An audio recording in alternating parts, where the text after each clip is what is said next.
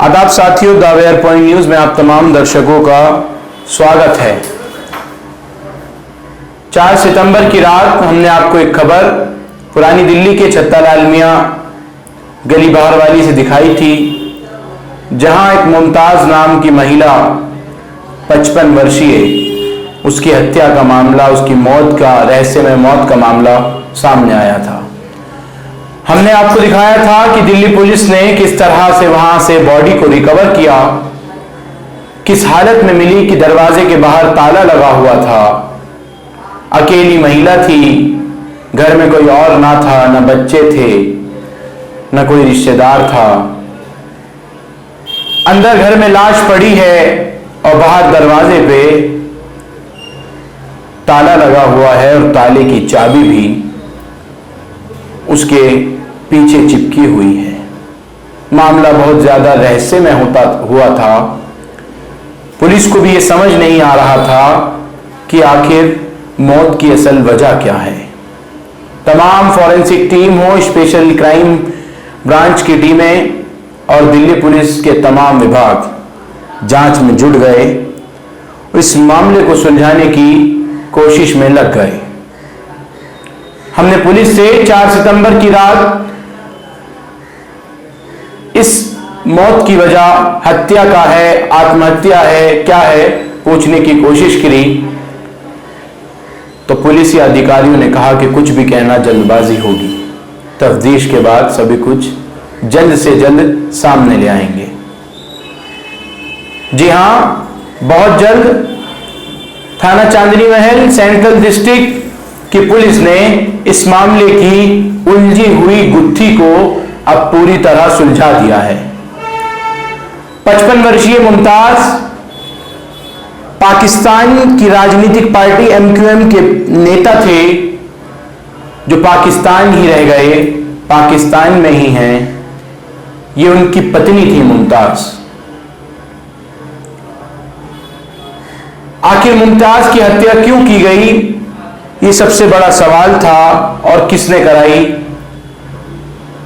मैं आपको बता दूं, MQM पाकिस्तानी राजनीतिक पार्टी के नेता की पूर्व पत्नी थी। ये पाकिस्तान उनके साथ गई, वो वहां से कहीं और चले गए, इनको छोड़ दिया, ये वापस हिंदुस्तान आ गई।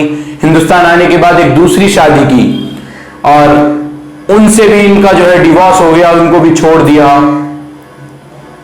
और मुमताज एक अलग ही जिंदगी, एक अलग ही व्यक्तित्व की जिंदगी गुजार रही थी। हाल ही में बाड़ा इंदौराव के रहने वाले वकील अहमद से उनकी शादी हुई थी, जिनका तकरीबन 4-5 महीने पहले देहांत भी हो गया था। ये गुत्थी बहुत ज्यादा उलझी हुई थी। पुलिस को भी और इन्वेस्टिगेशन टीम को भी बहुत उलझा के रखा। हर रोज एक नया मोड़ इस मामले में लगातार सामने आ रहा था। पुलिस को जिस जिस पर शक होता गया उनसे पूछताछ करती गई। मुमताज की 3-4 बहनें थीं और कोई एक बहुत बड़ी मुमताज की दादीलाई प्रॉपर्टी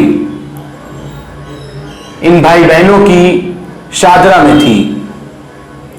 उस प्रॉपर्टी के कुछ कागजात मुमताज के पास थे, कुछ शबनम के पास थे, कुछ शहनाज के पास थे। शबनम, शहनाज, मुमताज ये सभी बहनें हैं। आपस में काफी नोकझोंक थी इन प्रॉपर्टियों के कागजात को लेकर, अपने भाइयों से भी और अपनी बहनों से भी। मुमताज का व्यक्तित्व पहले भी कुछ दूसरे मामलों में उनकी इन्वॉल्वमेंट लगातार सामने आती रही है। 1970 के दशक में करेंसी के मामले में इन्वॉल्व हुई। पाकिस्तान की जाली करेंसी, कुछ और धाराओं में इनको सजा भी हुई। जब पाकिस्तान से हिंदुस्तान वापस आई, वीजा रद्द हो गया, तो कई मुकदमों में मुमताज जो है वो फंसी हुई थी। जुर्माना उन पर लगाया गया, ईपी स्टेट थाने में उनकी गिरफ्तारी हुई, 10,000 रुपए का जुर्माना भी उनको पे करना पड़ा, और पूरा फिर बाद में वो हिंदुस्तान की उन्होंने अपनी रिकॉर्ड दिखाकर वापस से यहाँ की जो राष्ट्रीयता है वो हासिल कर ली, यहाँ की जो मान्यता है वो हासिल कर ली। फिलहाल मुमताज अकेली छत्तालाल मियां गली बहारवाली के एक घर में रह रही थी। मुमताज की हत्या का मामला 4 सितंबर को सामने आया। मामला क्या है पूरा समझाने की कोशिश शायद आप भी समझ रहे हों। यह मामला शादिले की प्रॉपर्टी से पूरी तरह जुड़ा हुआ था, जो दादिलाई प्रॉपर्टी थी। आपस में पूरे घर खानदान में, बहनों में, भाइयों में नोकझोंक का था, आपस में लड़ाई थी। मुमताज वकील अहमद से शादी करने के बाद उनको पेपर्स दिए कि कुछ आप इस मामले को सुलझाइए, इसमें कुछ ऐसा कराइए। वकील अहमद इस प्रॉपर्टी को खुद खाने में लग गए, वो अपने नाम कराने में लग गए। मुमताज ने कहा कि कुछ आप लीजिए, कुछ मैं लूंगी। जो पेपर्स थे उनका रिकॉर्ड निकाला और वकील अहमद ये दावा करने लगे कि ये प्रॉपर्टी मेरे दादा की है, क्योंकि वो एक लावारिस सी थी। रिकॉर्ड्स में सिर्फ उनके पास कुछ कागजात मौजूद थे। हर कोई इस पे दावे भरने लगा। उसके बाद वकील अहमद की डेथ हो जाती है और मुमताज आर्थिक तंगी के दौर से गुजरने लगती हैं। अकेली महिला है, आर्थिक तंगी के दौर में गुजर रही है, गुत्थी पूरी हुलझी हुई है।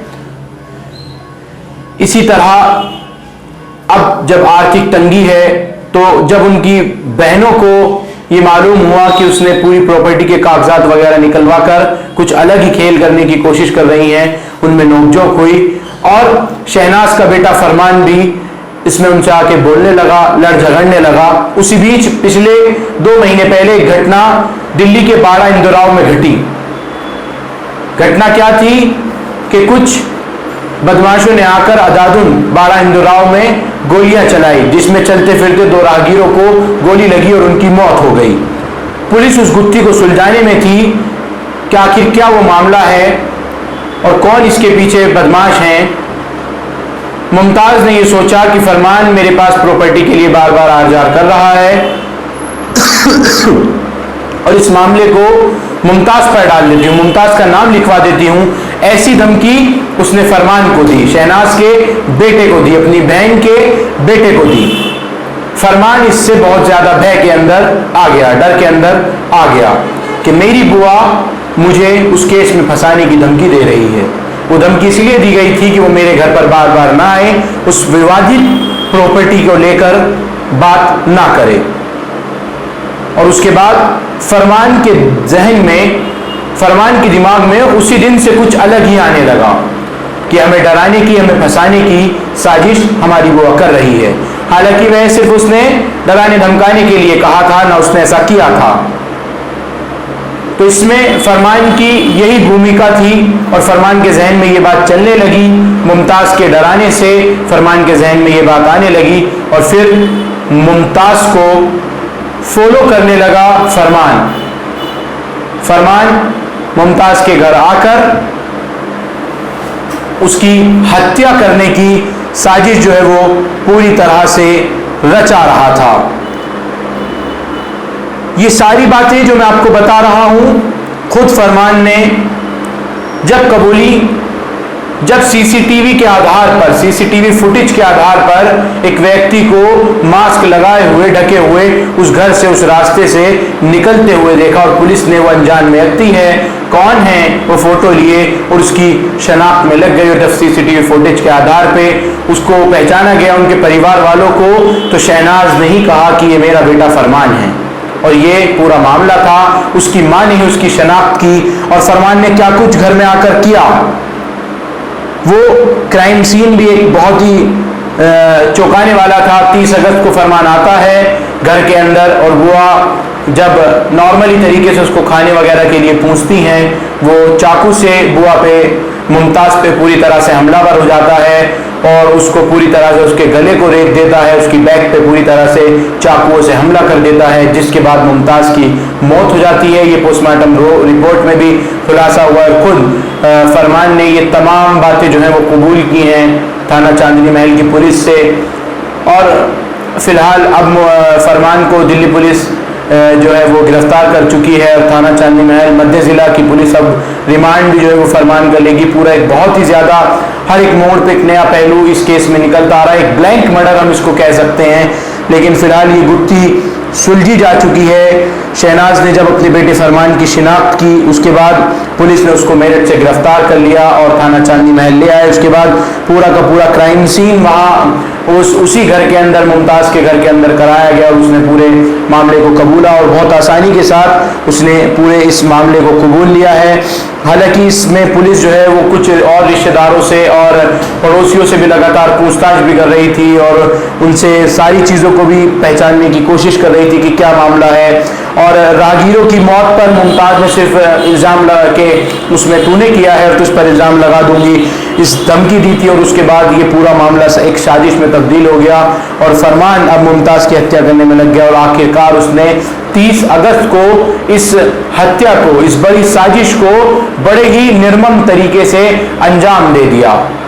पूरा मामला ये है। फिलहाल फरमान को दिल्ली पुलिस ने अरेस्ट कर लिया है मेरठ से और अब उसको जेल भी भेजा जा चुका है। कुछ तस्वीरें मैं आपको फरमान की भी दिखाना चाहूँगा, कौन है ये फरमान और कैसा दिखता है, और वो तस्वीर मैं आपको ज़रूर दिखाऊंगा जो थाना चांदनी महल की पुलिस फरमान को लेकर जा रही है।